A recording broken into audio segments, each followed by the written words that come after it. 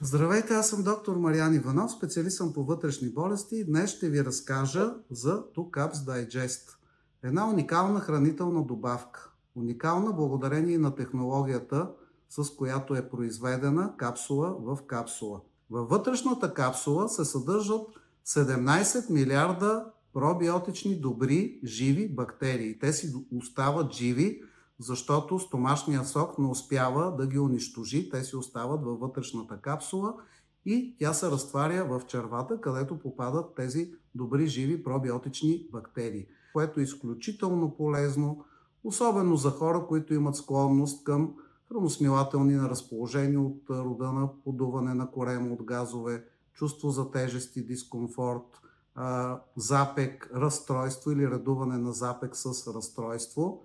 Много полезни са пробиотичните бактерии в 2 Cups Digest и в случая, когато се налага антибиотично лечение или при така наречените летни неразположения, потичащи с разстройство, повръщане поради заразяване с патогенни бактерии.